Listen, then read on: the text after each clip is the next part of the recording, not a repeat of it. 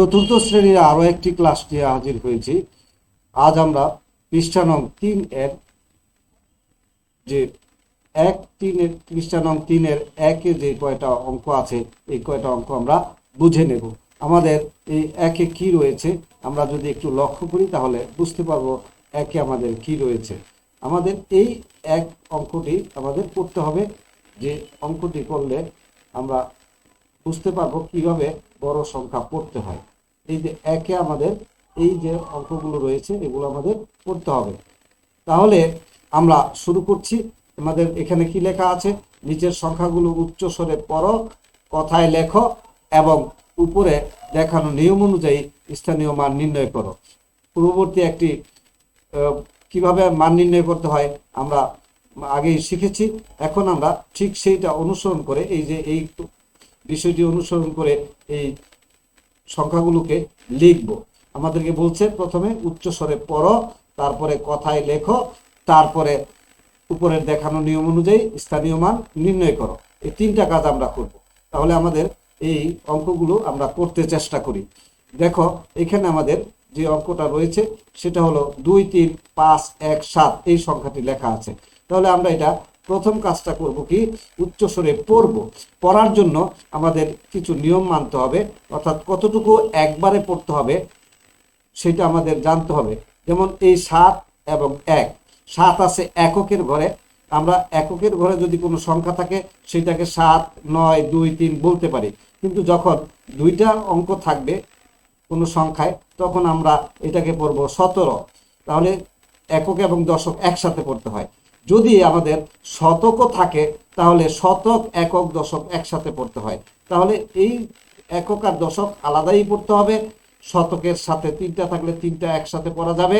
কি পড়া যাবে, এই 7 আর এখন 7 বলা যাবে না, এখন বলতে হবে যেহেতু দশকে আছে আমাদের এগুলি মনে রাখতে হবে। আমি কি বলি, এখন পড়তে হবে 17। 7কে আর 7 বলা যাবে না যেহেতু এখানে একটা 1 আছে। যদি শূন্য থাকে তাহলে 7 বলা যাবে, অর্থাৎ শূন্য কোনো অঙ্ক নয় এবং এটা কোনো মান আমরা ধরি না, এটা অভাব জ্ঞাপক সংখ্যা অঙ্ক। এই জন্য শূন্য থাকলে সেটাকে 7ই বলবো, কিন্তু যখন 1 থেকে 9 পর্যন্ত থাকবে তখন এই একক এবং দশক একসাথে আমাদের পড়তে হবে। তাহলে এটা পড়বো কি 17। এখন তারপরে আছে শতকের ঘরে আছে 5। 5 যদি থাকে তাহলে শতক মানে 500। তাহলে এখন আমরা এই তিনটা অঙ্ককে একসাথে যদি পড়ি তাহলে হবে 517। শতকের পরে আছে কি হাজার। এখন এই হাজার যদি থাকে, হাজারের ঘরে যদি থাকে তাহলে আমরা সেটা বলবো 3000। তাহলে 3517। এখন কথা হলো এই 3003-এর পরে হাজারের পরে অযুত, এটা খুব মনোযোগ সহকারে তোমরা শুনবে। হাজার এবং অযুত একসাথে হাজার বলতে হবে। কি বলতে হবে, হাজার এবং অযুত একসাথে পড়তে হবে। হাজার ও অযুতে আমাদের আছে 2 আর 3।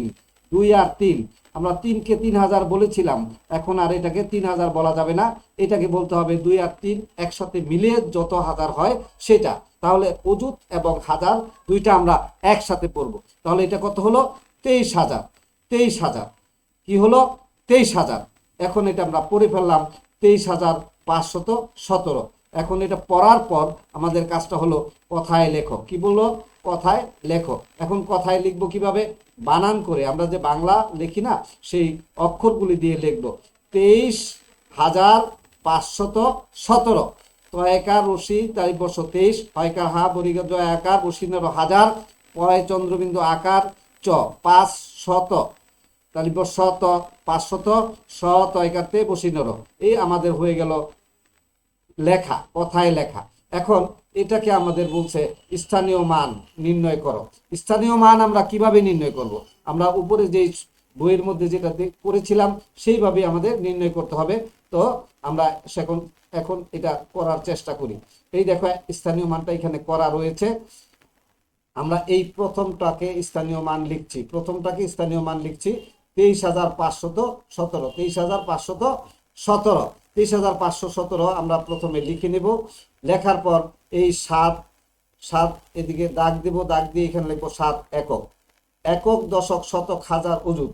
আমরা প্রত্যেকটা অঙ্ক লিখে তারপরে তার পাশে একক লিখব, যেটা দশকের ঘরে আছে দশক লিখব, শতকের ঘরে যেটা আছে শতক লিখব, হাজারের ঘরে যেটা আছে সেটা হাজার লিখব, এবং অযুতের ঘরে যেটা আছে অযুত লিখব, 2 অযুত। এভাবে আমরা এটা করব। করার পর এখন আমাদের কাজটা এই সংখ্যাগুলো, এই সংখ্যাগুলো কিভাবে আসলো।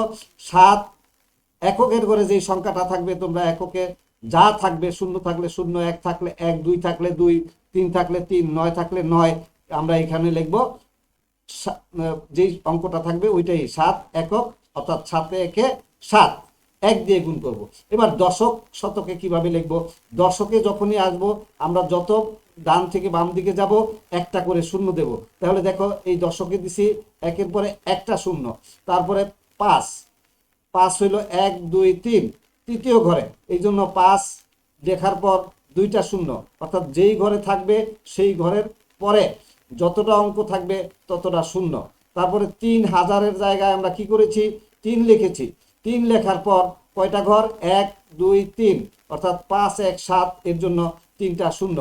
2 অযুতের ঘরে, অযুতের ঘরে কি 2 লিখব অযুত, অযুত মানে হলো 2 এর পরে কয়টা শূন্য, 2 এর পরে 1, 2, 3, 4, এই যে 4টা শূন্য, এটা তোমরা এখানে 2 দিয়ে কয়টা শূন্য 1, 2, 3, 3, 4, এই হলো আমাদের এই একের অঙ্কটির সমাধান। এবার আমরা 5000, এখানে কি আছে 5, 0, 3, 2, 6, আমরা দেখি এটা কিভাবে লেখা যায়। একইভাবে আমরা করব। এখানে দেখো 5, 0, 3, 2, 6, আমি দেখতে পাচ্ছ 5, 0, 3, 2, 6, এই 5, 0, 3, 2, 6, 6 এর জায়গায় লিখবো একক, 2 এর জায়গায় লিখবো দশক, 3 এর স্থানে লিখবো শতক, 0 এর স্থানে হাজার, 5 এর স্থানে অযুত, একক দশক শতক হাজার অযুত। এটা লিখলাম এই অঙ্কগুলি লেখার পর। এরপর আমাদের কাজ হলো 6 1 দিয়ে গুণ করলে 6 একে 6, 2 দ্বিতীয় ঘরে আছে এই জন্য একটা শূন্য, 3 তৃতীয় ঘরে আছে এই জন্য 2টা শূন্য, 0 চতুর্থ ঘরে আছে। এখন একটা কথা মনে রাখো, শূন্য যে স্থানেই দখল করে রাখুক না কেন সেটা আর 4টা শূন্য দিলেও 3টা শূন্য এখানে লাগে, কিন্তু 3টা শূন্য দেওয়া আর না দেওয়া কি একই কথা। শূন্য যতগুলি দেই কোনো অঙ্ক সামনে না থাকলে আমরা যদি 3টা শূন্য দিয়ে রাখি এর কোনো ফলাফল বাড়েও না কমেও না, যার জন্য এটা আমরা করব না। একটা শূন্য দিয়েই বুঝিয়ে দেব এটাই রেজাল্ট। শূন্য থাকলে এটা ভালো করে মনে রাখো, শূন্য থাকলে কেবল এটা হবে।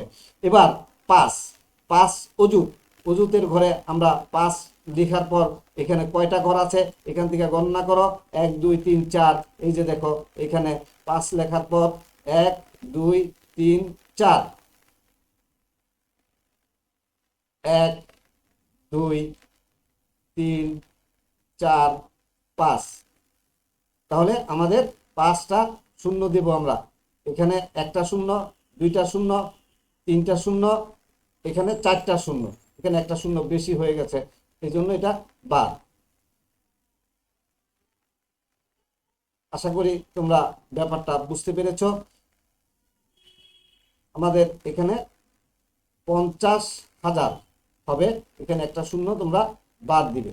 তাহলে আমাদের হয়ে গেল এটা কি, আমি বলছি অযুত এবং হাজার একসাথে যদি আমরা পড়ি, এখন পড়ো অযুত এবং হাজার 50,000, 50,000, 5 শূন্য 50,000, শতক দশক একক যদি থাকে একসাথে পড়তে হবে, এই কথাগুলি খেয়াল রাখো। তাহলে 3 শত 2, 10, 6, 26, তাহলে 50,326, এই হলো আমাদের 2 নং অঙ্কটির আমরা পড়লাম, লেখলাম এবং স্থানীয় মান নির্ণয় করলাম।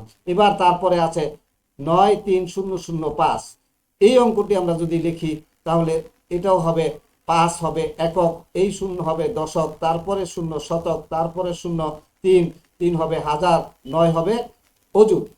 এইগুলি লেখার পর এখন আমরা এইখানে কিভাবে লিখবো, আমি বলছি 5 1 থেকে 9 পর্যন্ত থাকলে এটা 9ই পড়বো। যদি তার আগে কোনো সংখ্যা না থাকে, তার আগে যদি 1 থেকে 9 এরকম কিছু সংখ্যা না থাকে তাহলে এটাকে আমরা 5 একক 5। এরপরে শূন্য থাকলে বলছি একটা শূন্য আর এখানে দিতে হবে না, এটাতে যেমন একটা শূন্য লাগতো এখানে লাগতো 2টা শূন্য। এখন আমাদের প্রয়োজন আছে? নাই। তাহলে এই না দিয়ে আমরা শুধু শূন্যটাই লিখব। তাহলে এটাতে মনে রাখতে হবে, এটাতে একটা শূন্য হইতো, এটাতে দুইটা শূন্য হইতো, এবং পরেরটাতে কয়টা শূন্য? তিনটা শূন্য। এই দেখো এখানে ঠিকই তিনটা শূন্য রয়েছে। তাহলে আমাদের এটা এই পর্যন্ত বুঝতে পারলাম, এটা 3000। এবার 9, 9-এর পরে আমাদের শূন্য হবে কয়টা? 1, 2, 3, 4, এখানেও 4টা শূন্য। তাহলে এখানে হলো 90,000। কত? 90,000। তাহলে এটা কিভাবে পড়বো আমরা? 90 না, 90 আর 3 দুইটা একসাথে পড়তে হবে। বলছি আমি হাজার এবং উজুদ একসাথে মিলিয়ে পড়তে হবে। হাজার উজুদ যদি একসাথে আমরা মিলিয়ে পড়ি তাহলে এটা হয় 93। 9, 10, 3, 93। 93 কি? হাজার। তাহলে 93,000, এইগুলি সব শূন্য, অর্থাৎ তারপরে বলবো শুধু 5। এটা কি? 93,005। আশা করি অঙ্কটি তোমরা বুঝতে পেরেছ। তো আজকের মতো এখানেই বিদায় নিচ্ছি। আল্লাহ হাফেজ। পরবর্তী ক্লাসে আবার দেখা হবে। চতুর্থ শ্রেণীর শিক্ষার্থীরা তোমরা এগুলো বুঝে বুঝে খাতায় লিখবে এবং বলবে, পড়বে। তাহলেই আশা করি তোমাদের আর কোনো সমস্যা হবে না। আজকে এখানেই বিদায় নিচ্ছি। আল্লাহ হাফেজ।